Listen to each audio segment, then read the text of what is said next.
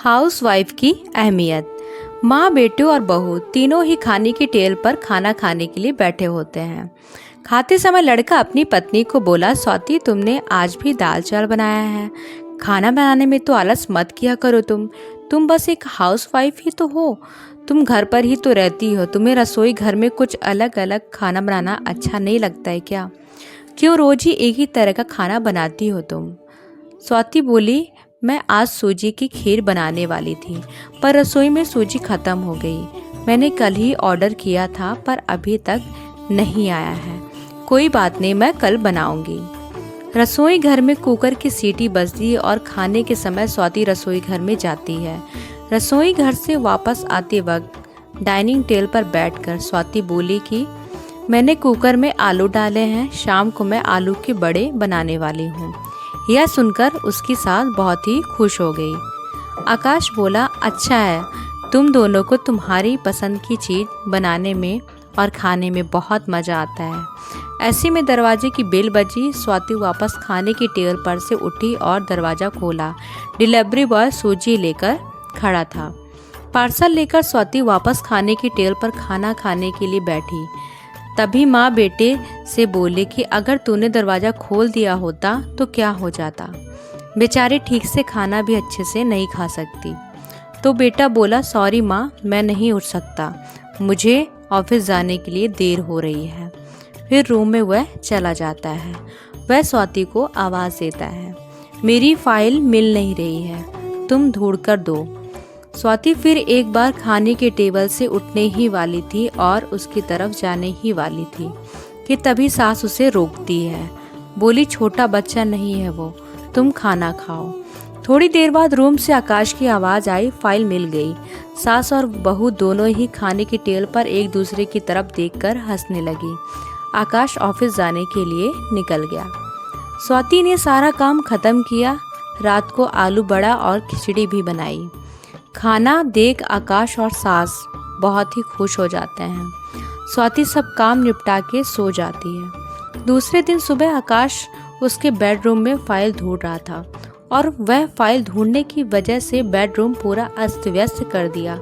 आकाश अकेले में बड़बड़ा रहा था, इस घर में कभी भी कोई चीज़ समय पर नहीं मिलती। इन औरतों को कोई काम नहीं होता, इसलिए दिन भर इधर का सामान उधर करती रहती हैं। उसकी आवाज़ से स्वाति वापस उसके रूम में आती है और रूम की बुरी हालत देखकर उसे आकाश पर बहुत गुस्सा आता है। वह आकाश से पूछती है, आप क्या कर रहे हो? तभी आकाश बोलता है, पिछले दिन ही मैंने तुम्हें एक फ़ाइल दी थी, वह फ़ाइल कहाँ है? स्वाति तुरंत वह फ़ाइल बाहर निकालती है और वह आकाश को दे देती है। स्वाति आकाश को कहती है, इतना सारा सामान बिखेरने से पहले मुझसे एक बार पूछा तो होता, कितना सामान बिखरा पड़ा है। मैं क्या दिन भर यही काम करती रहूँगी क्या? उल्टा आकाश स्वाति पर चिल्ला देता है और बोलता है कि क्या काम रहता है दिन भर तुम्हें?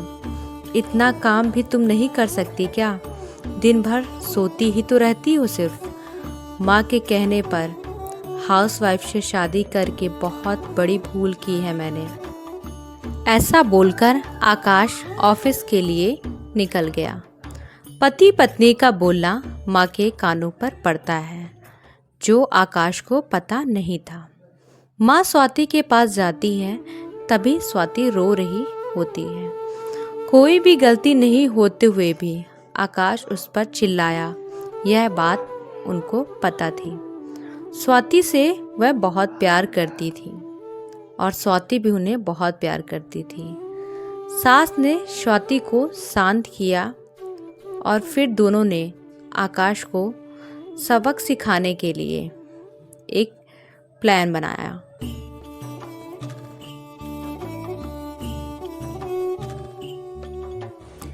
दूसरे दिन सुबह आकाश नींद से जगा।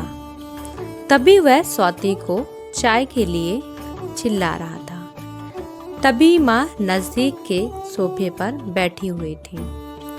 वह बोलती है, स्वाति घर पर नहीं है, वह तो किसी काम के लिए अपने मायके गई हुई है। आकाश फोन निकालता है और स्वाति को फोन करने लगता है। तभी माँ उसे रोकती है और बोलती है कि फोन मत करो, वह अपने मायके ही तो गई है। 2 से 3 दिन में वो घर आ ही जाएगी। आकाश फोन रख देता है और माँ को बोलता है कि माँ चाय। तभी माँ बोलती है हाँ बना लो, 1 कप मेरे लिए भी बना लेना। इच्छा ना होते हुए भी आकाश चाय बनाने के लिए रसोई घर में चला जाता है। आकाश सोचने लगता है कि शायद माँ उसे रोकेगी और खुद ही चाय बनाएगी, पर माँ बोलती है कि मेरी चाय में शक्कर तुम कम ही डालना।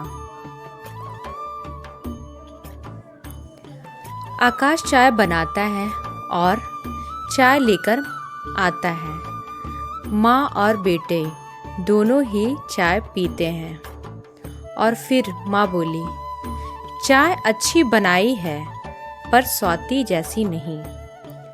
वो चाय बनाती है तब तुलसी के पत्ते भी डालती है, उस चाय की तो बात ही अलग होती है। पर कोई बात नहीं बेटा, अगली बार जब तुम चाय बनाओगे तब तुम इस बात का ध्यान रखना। आकाश अपनी माँ को देखते ही रह जाता है।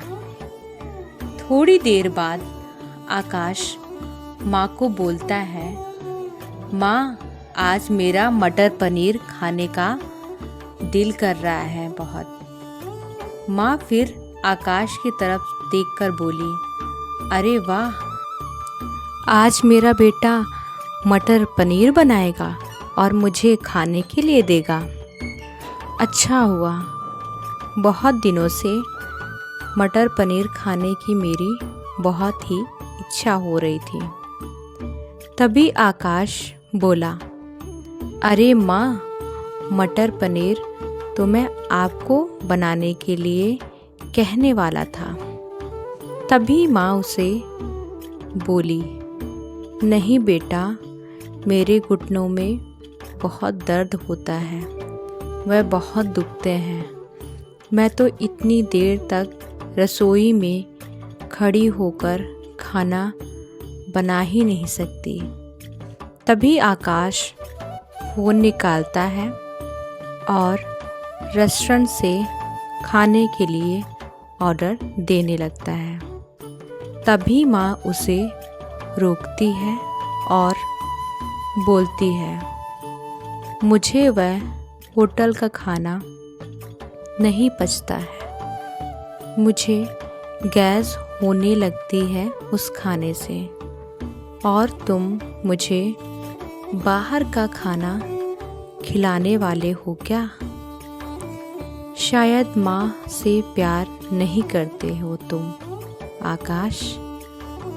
तभी खाना बनाने के लिए रसोई घर में जाता है। 1 घंटे बाद आकाश का खाना तैयार हो जाता है। आकाश 2 थाली में खाना लेकर माँ के पास आता है। आकाश ने खाने में दाल चावल बनाया है। माँ यह देखती है। आकाश को माँ बोली, अरे बेटा, तुम तो खाने के लिए मटर पनीर बनाने वाले थे ना? आकाश बोला कि माँ, यह खाना बनाने के लिए आसान होता है। तभी माँ बोलती है, स्वाति होती तो आज उसने मटर पनीर बनाकर मुझे खिला दिया होता।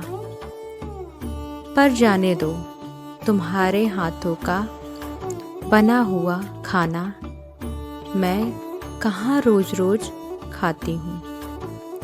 ऐसा बोलकर माँ खाना खाने के टेबल पर आकर बैठती है। फिर माँ बोलती है, चलो दोनों लोग साथ में खाना खाते हैं। आकाश ने पहला निवाला मुंह में डाला ही था कि तब माँ उसे बोली, अरे बेटा, दाल में नमक बहुत कम है, जा और नमक लेकर आ रसोई घर से।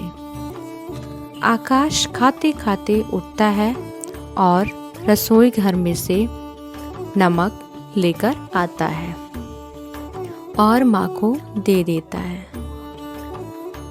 आकाश फिर से खाने के लिए बैठता है कि तभी बीच में माँ खांसने लगी और आकाश को बोलती हैं, अरे बेटा, निवाला गले में अटक गया है, जा थोड़ा पानी लाना।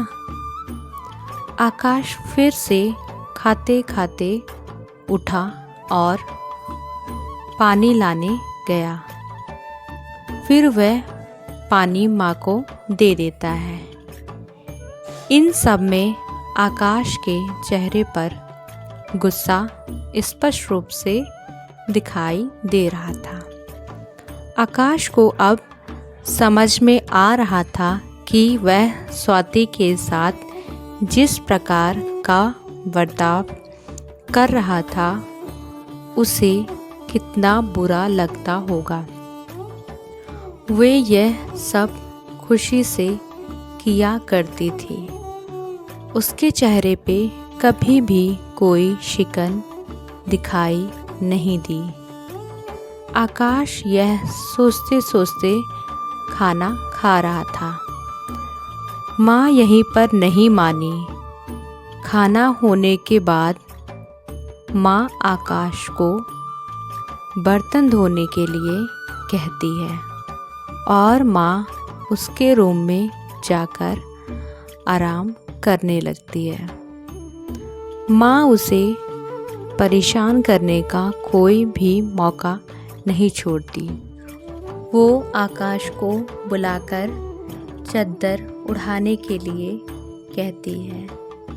उसके बाद आकाश रूम से बाहर चला जाता है तो उसे माँ रोकती है और एसी का टेम्परेचर कम करने को कहती है। अब इन सभी कामों की वजह से आकाश चिड़चिड़ करने लगता है, लेकिन कुछ भी बोल नहीं पाता। दूसरे दिन सुबह जल्दी आकाश उठ जाता है। उसे ऑफिस जाना होता है, इसलिए आकाश जल्दी ही सब्जी काटने लगता है। पर उसका ध्यान सब्जी की तरफ नहीं होता। वह स्वाति का विचार कर रहा होता है। आकाश सोच रहा होता है कि हाउसवाइफ का काम आसान होता है, ऐसा मुझे लगता था, पर सच में वैसा नहीं है। मैं कितना गलत बर्ताव करता था स्वाति के साथ में। आकाश मन ही मन पछता रहा होता है कि तभी सब्जी काटते समय अपनी उंगली भी काट लेता है। वह उठकर बेसिन में उंगली धोने के लिए जाता है।